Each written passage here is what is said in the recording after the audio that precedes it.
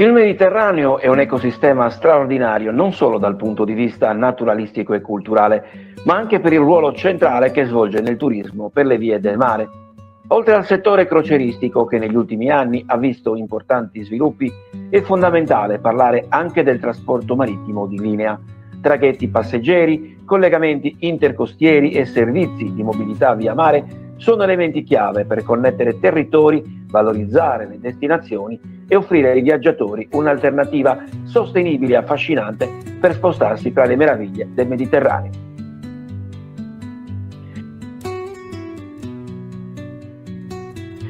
I dati che si riferiscono all'anno in corso parlano chiaro. Secondo un report della società Risposte Turismo, le previsioni parlano di 15,3 milioni di croceristi che raggiungeranno l'Italia.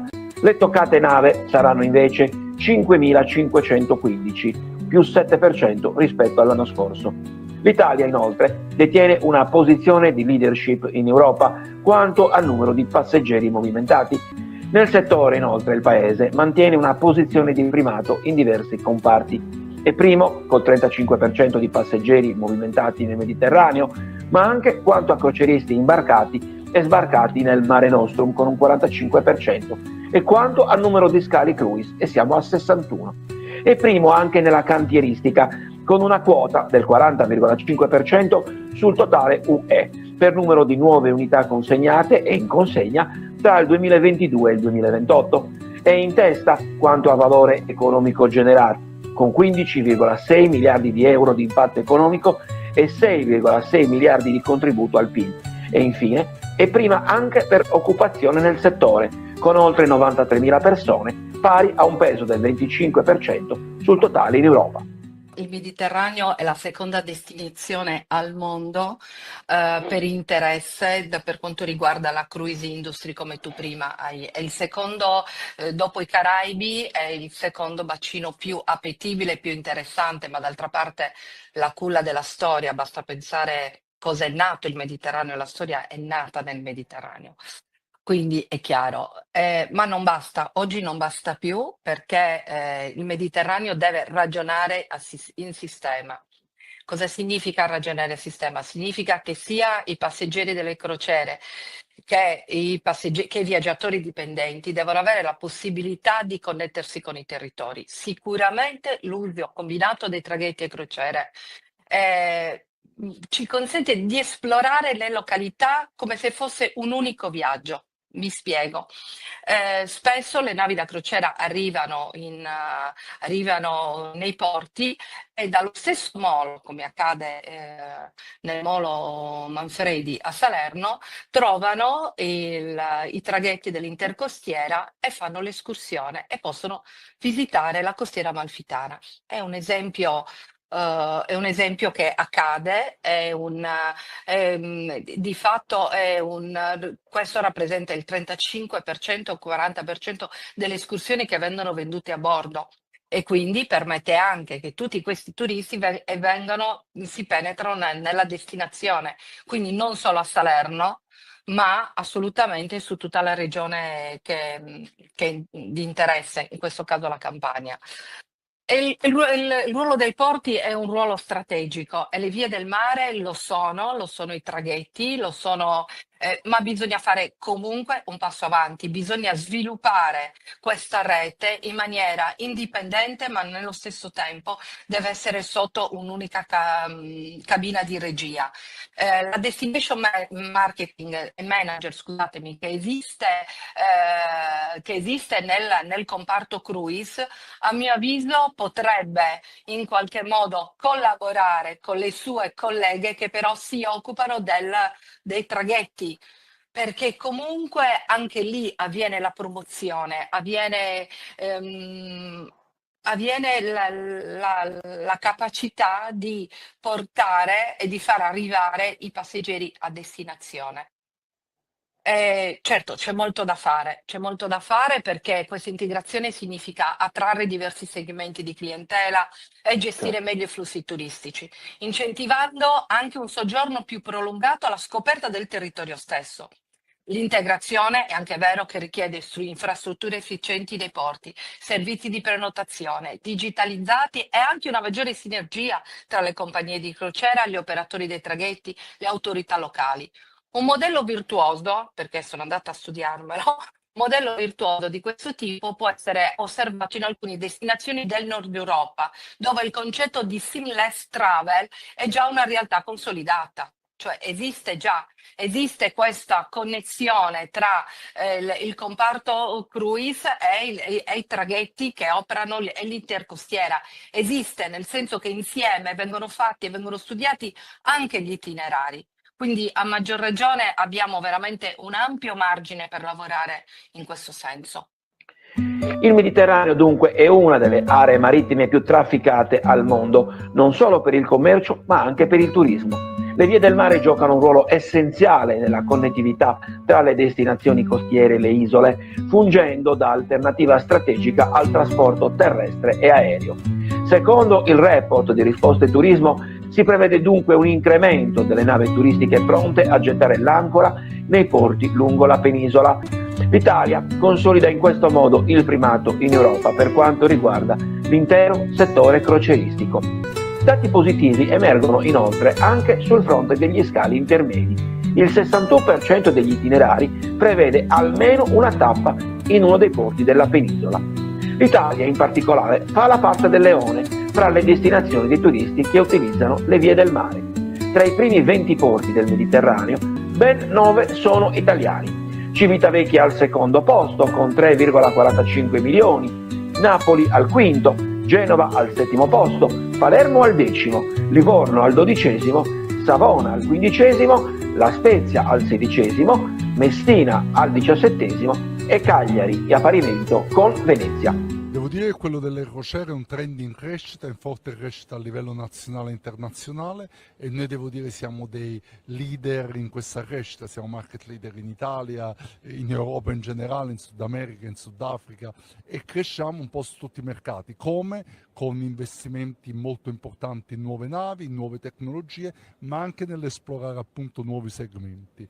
Quest'anno lanceremo la nostra nuova ammiraglia a Miami World America il 9 aprile e sempre a Miami inaugureremo il terminal da crociere più grande mai costruito al mondo, con oltre la possibilità di movimentare oltre 30.000 ospiti, un'operazione fatta insieme a Fincantieri, un'operazione a circa 400 milioni di dollari negli Stati Uniti. Detto questo, è anche l'anno in cui avremo il nostro brand del lusso Explora Journey, appunto, presente con entrambe le unità nel Mediterraneo tutta l'estate, quindi grande opportunità per i nostri ospiti per scoprire questo prodotto. Le autostrade del mare sono un miracolo italiano, ok? Quindi questa è una cosa bene da capire. Siamo in Italia, grazie al gruppo che io appunto ho l'onore di dirigere nella parte autostrade del mare, siamo i leader mondiali.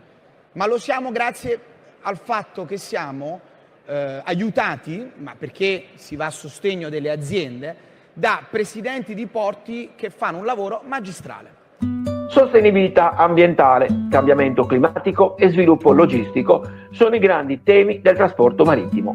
Si guarda ad un futuro sempre più ecologico e green, non solo lato consumer, ma anche business. La sostenibilità e la transizione ecologica richiama l'introduzione di navi alimentate GNL o ibride per ridurre le emissioni.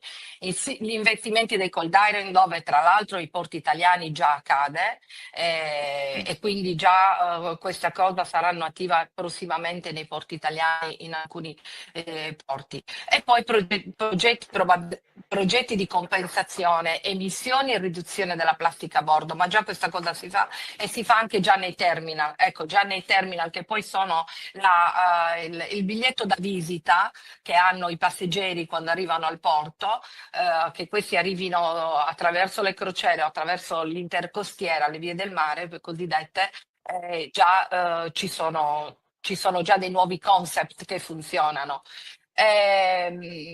Sta cambiando nel senso che quest'anno sono previsti oltre 15 milioni di passeggeri solo in crociera, quindi significa che non è più un fenomeno. Quando lo sento ancora dire un po'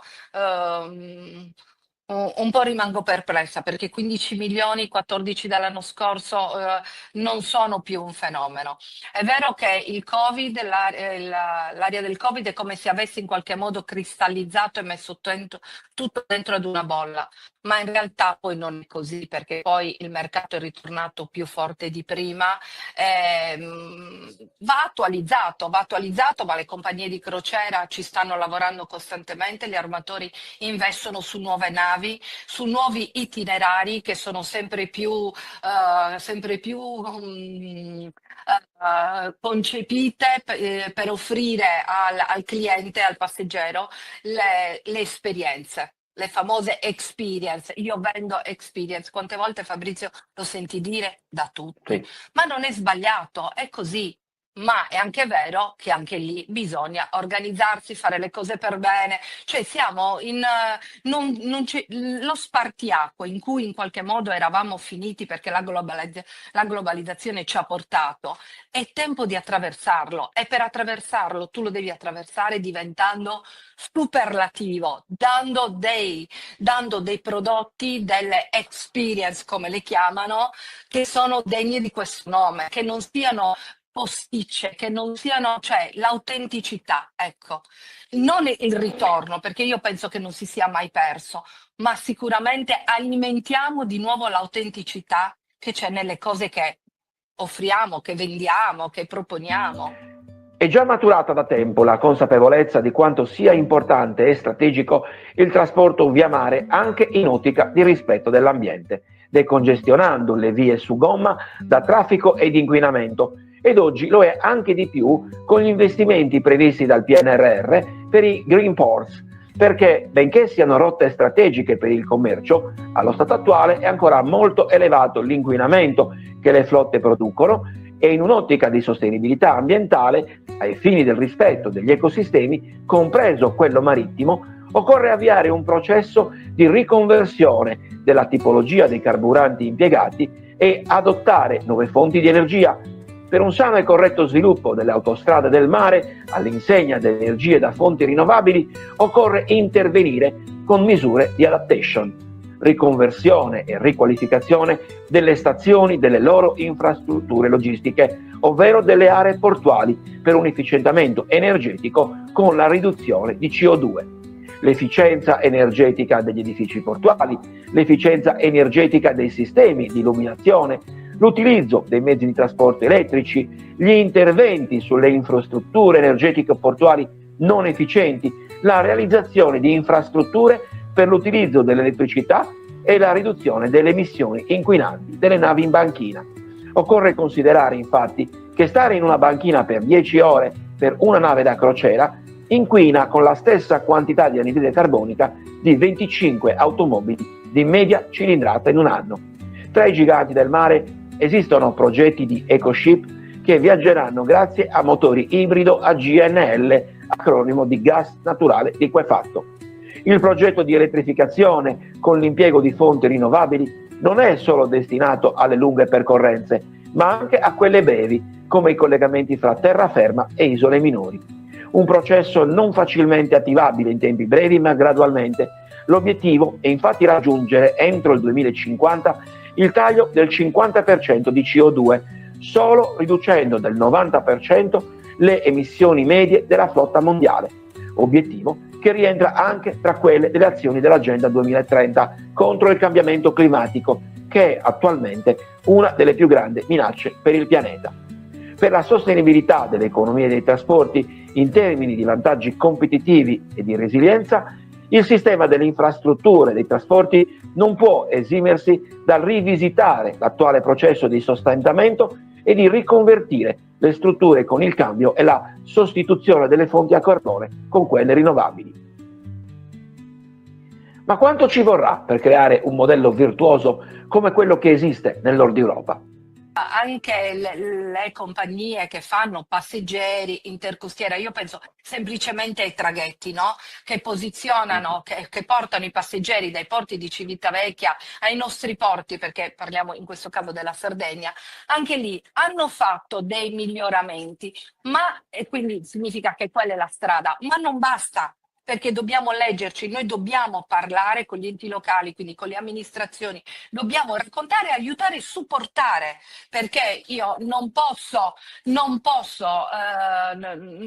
limitarmi ad andare dal mio sindaco, dal mio assessore di riferimento e dire guarda, i negozi sono chiusi, per dire una cosa vecchia che ormai non è neanche più di moda perché grazie a Dio l'abbiamo superata. Non è mai stato questo, perché è stato i negozi sono chiusi, perfetto, allora per aprirli possiamo fare così, cioè arrivare con un progetto, quindi coinvolgere le associazioni di categoria, farli sentire partecipi, perché come dico sempre, un serio progetto trova sempre investitori, ma tu lo devi saper raccontare, perché se no rimane una lamentela fine a se stessa, un compito che hai delegato ad un altro semplicemente perché gli tocca per territorialità, ma di fatto poi non aiuta e non sviluppa il tuo obiettivo, che è quello di far entrare in connessione e quindi creare i flussi. Cioè, in questo un'altra parola sicuramente di moda che tu hai sentito è l'overturismo, giusto? L'overturismo. Sì. Tutti parliamo di overturismo, oh mio Dio, questa gente. Io sono d'accordo, è un attimo ad essere aggrediti da cioè 100.000 passeggeri, 200.000 passeggeri, 300.000 passeggeri, 400 in un anno in un porto. Sono tanti, quindi in una città sono tanti, è vero, ed è un attimo ad essere aggrediti da tutte queste presenze. Bisogna organizzarsi, bisogna fare in modo che spalmare tutto l'anno il turismo, cosa significa? Che tu hai una destinazione che tutto l'anno offre i servizi, i traghetti tutto l'anno compatibilmente con le condizioni meteo dovrebbero poter lavorare, dovrebbero poter portare le persone nei luoghi che si raggiungono attraverso i traghetti, quindi le località aperte, capisci? Perché funziona così. Cioè, Certo. per avere i servizi li devi far funzionare tutto l'anno, perché poi se tu li metti in cantina a novembre e li riapri a marzo, chiaramente è concentrato da marzo a novembre e allora sì che diventa difficile per le attività, Diventa un collo di bottiglia poi alla fine, perché viene esatto, bravo, ridotto a diventa un metà. imbuto, bravo, diventa un imbuto. Invece noi dobbiamo allargare, dobbiamo rendere fruibile, certo, poi ci sono alcuni luoghi che sono baciati dal Signore, per cui, chiaro, vabbè, ma non possiamo pagarne lo scotto, cioè, no, voglio dire, comunque apriamo, comunque facciamo lavorare 12 mesi all'anno. Perché ormai è così, è cambiato. Non ci possiamo più permettere un mese di vacanze d'estate ad agosto come facevamo. Ormai è finita, è cambiata questa cosa. Dobbiamo adeguare le infrastrutture, gli operatori, li dobbiamo accompagnare in questo passo. Quindi ecco perché è importante il ruolo chiave di chi in qualche modo opera, coordina e sente l'altra parte, cioè sente i clienti. L'innovazione è un driver fondamentale per rendere il trasporto marittimo più competitivo e attrattivo per i turisti. Oggi le compagnie di navigazione e i porti stanno investendo in diverse aree per migliorare l'esperienza di viaggio. Le esigenze dei viaggiatori stanno cambiando, sempre più persone cercano esperienze autentiche, impatto ambientale ridotto e maggiore flessibilità nei loro itinerari. Le compagnie che sapranno adattarsi a queste tendenze avranno un vantaggio competitivo significativo. In Costa noi ci siamo posti un obiettivo molto ambizioso, che è quello di far riscoprire la meraviglia ai nostri clienti. E la riscoperta della meraviglia, quella meraviglia di visitare delle destinazioni, come dicevi, va ben oltre il arrivo in un posto, faccio un giro e ritorno in nave. Ecco, quindi l'obiettivo è quello sempre più di sfatare il mito della nave, della crociera come somma di una serie di porti di imbarco e sbarco. Dunque l'obiettivo è quello di garantire un'esperienza completamente diversa ai nostri clienti, che inizia già prima di mettere piede a bordo delle nostre navi e che è caratterizzata soprattutto da una forte personalizzazione. In questo senso vanno tanti dei nostri investimenti, sia in termini comunicativi sia in termini di sviluppo di prodotto. mai come in questi anni il segmento luxury sta avendo uno sviluppo enorme. Perché? Perché il famoso spartiacque di cui parlavamo prima, dove tu stavi a metà, ok? Si sta sempre assottigliando sempre di più e sta andando a scomparire nelle offerte da parte degli armatori. Quindi o tu trovi la crociera contemporary, quella dove hai un budget basso, fra virgolette, comunque hai un budget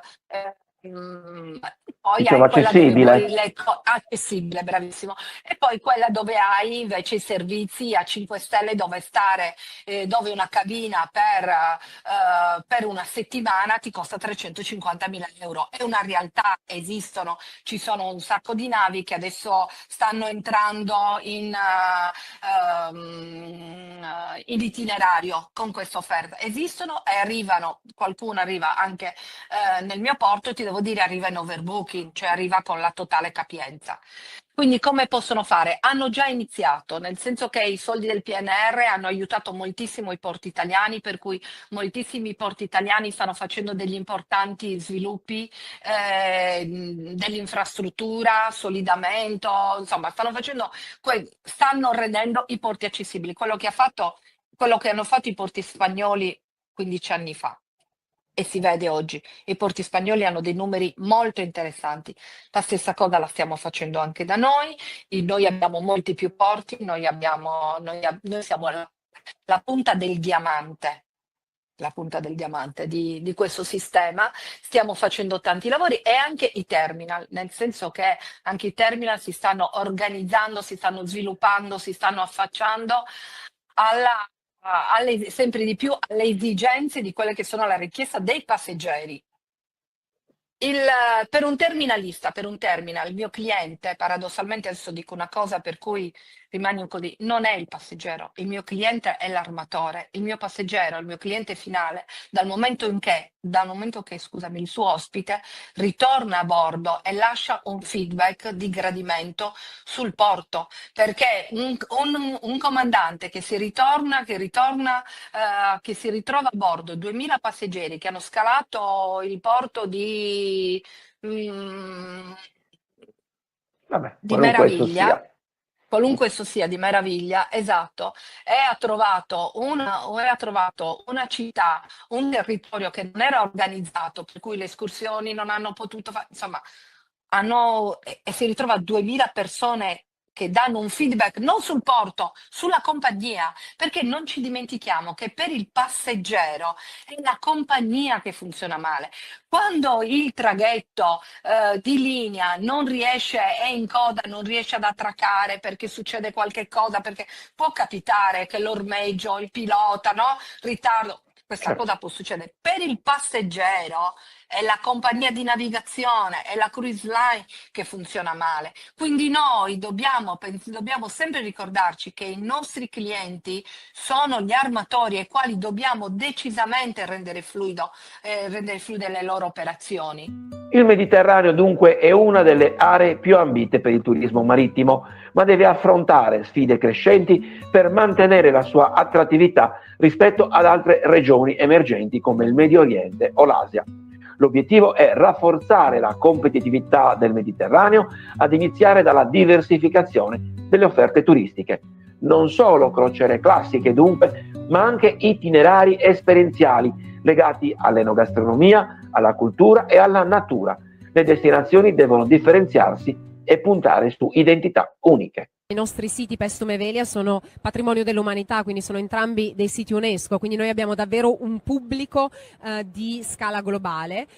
Siamo all'interno di un sistema museale nazionale, quindi noi ci rivolgiamo ovviamente a un pubblico italiano e dobbiamo posizionarci quindi all'interno di questo sistema, e poi per noi rimane fondamentale il nostro territorio, un territorio in cui la cultura, cioè nel brand positioning per noi è importante che la cultura si ponga in costante dialogo e conversazione con delle realtà invece che sono anche molto diverse sul nostro territorio. Quindi nel riflettere sulla nostra identità dobbiamo sempre tenere conto quindi anche di tipi di pubblico che sono molto diversi e che si stanno trasformando moltissimo. Quindi l'idea sempre di cercare di conoscerli meglio. Anche negli ultimi anni, a seguito dell'emergenza sanitaria, sono cambiati, si sono modificati, e quindi è un costante monitorare poi per aggiustare ovviamente le nostre strategie di brand positioning. Gli altri obiettivi saranno il miglioramento delle infrastrutture portuali, investendo in servizi innovativi per rendere i terminal più efficienti e accoglienti, una gestione sostenibile e intelligente del turismo, con il rispetto dell'ambiente al centro di ogni sviluppo futuro e la cooperazione tra paesi e stakeholder. Il Mediterraneo è area vasta e diversificata e per rimanere competitivo è necessario uno sforzo congiunto tra governi, compagnie di navigazione e operatori locali. Creare reti di collaborazione, come già avviene in alcune regioni con il concetto di cruise clusters, può aiutare a valorizzare l'intera area. La digitalizzazione oggi è un altro di quei grandi temi sul tavolo. E la digitalizzazione, quindi rete wifi, il nostro porto è tra quei 21 porti che hanno attivato una wifi gratuita potente. Quindi diciamo che questo è il principio fondante per lo sviluppo poi di un concept che sicuramente guarda verso operazioni più snelle, quindi biglietti elettronici, le app integrate dove tu puoi acquistare le tue escursioni, le puoi gestire, puoi andare combinato. Mi spiego, vado ad Amalfi con il traghetto e poi ritorno con l'autobus di linea che mi permette questo di visitare e di vedere via terra altre cose. Quindi assolutamente, ma parte veramente tutto dagli attori che si parlano e che hanno un progetto comune. Quindi il porto non può parlare da solo di digitalizzazione, scusami. Il tour operator non può parlare, cioè dobbiamo parlare insieme di un'unica offerta, che è quella turistica, che ti dirò anche di più, che è quella del Mediterraneo. Io lo dico sempre, quando andiamo nelle fiere all'estero, per me il focus è sul Mediterraneo, sui porti italiani. Poi parliamo della Campania, non esiste un porto concorrente all'altro, esiste un sistema integrato di itinerario di offerta. Io con alcune mie colleghe di altri porti, noi facciamo della promozione di itinerario, andiamo dagli armatori con un itinerario ben preciso. Perché? Perché non ha molto senso parlare di concorrenza. Secondo me vince il sistema turistico del Mediterraneo che ci riguarda. Vincono i nostri porti. Beh, poi soprattutto la zona del Mediterraneo, che è una delle più ambite per quanto riguarda il turismo marittimo, sicuramente Ma certo, va pensato non come ragione. compartimenti stagni. Assolutamente sì, questo in generale, qualunque sia l'obiettivo di un'azienda. Bisogna pensare in maniera agile, come direbbe qualcuno. Bisogna affidarci, dobbiamo coinvolgere i ragazzi, dobbiamo coinvolgere chi si affaccia a questa professione, facendo un passaggio generazionale organizzato. Cosa intendo per passaggio generazionale organizzato? Intendo un coinvolgimento di chi fra un po' decide di fare altro nella vita, perché a me mi piace vederla così, no? Io mi immagino fra 10 anni che sto facendo un'altra cosa. Ma questi 10 anni io vorrei, se avessi l'opportunità, cioè dovremmo pensare ad un progetto di integrazione dei ragazzi, di chi domani si occuperà di turismo, che sarà sicuramente diverso da come ce ne occupiamo oggi, ma secondo me le basi che noi gli possiamo dare aiutando in una formazione, e qui ci sarebbe da aprire un altro capitolo enorme sulla formazione, gli darà una marcia in più, cioè potrà fare in certi casi, perdonami, la differenza. Se il Mediterraneo saprà adattarsi e innovare, continuerà a essere una delle destinazioni più ambite per il turismo marittimo, garantendo crescita economica e benefici per le comunità locali.